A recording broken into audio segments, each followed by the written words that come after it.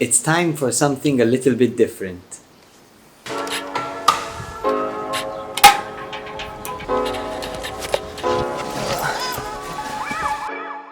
Let's go.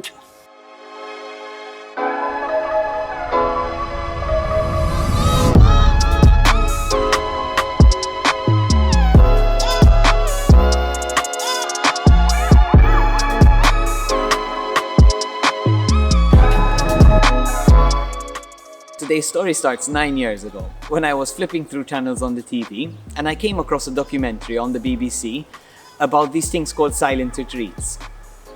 Basically, about 4 people who had never experienced something similar went through the experience of silent retreats for 8 days.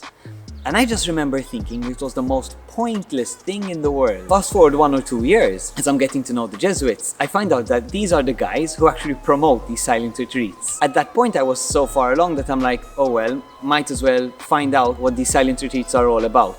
But I wasn't yet convinced. But I was wrong.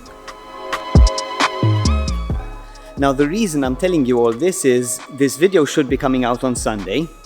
And on Monday, I'll actually be going on a silent retreat myself. So that means 8 days of silence. That's why this video had to come out early this week, because I wouldn't be able to upload it. So I'll be spending these days over here in Mosta, that's in Malta, at this place called Mount St. Joseph. This is a place where the Jesuits give the space to anyone who'd like to spend some days in silence. Now, if you're anything like me, you're wondering what the point of this silence is. So let me share with you what my experience is like.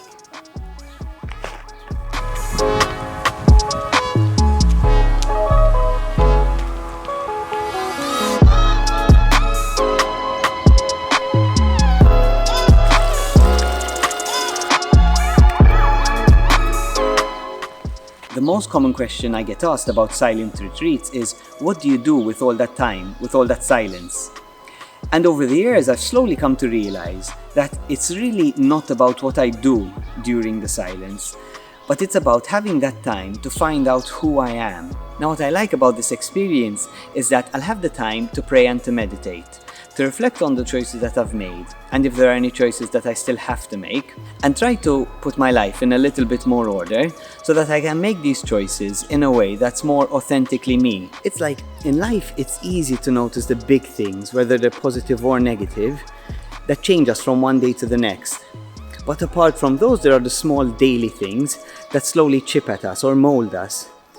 And this time for me is a chance to look back at my year and to see how these changes have been affecting me. Are they making me more me, or are they changing me in a way that I don't like?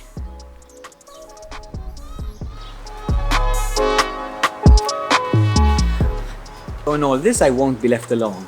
Because to be honest, I find it really hard to look at my own limitations. It's way easier to just pretend like they're not there.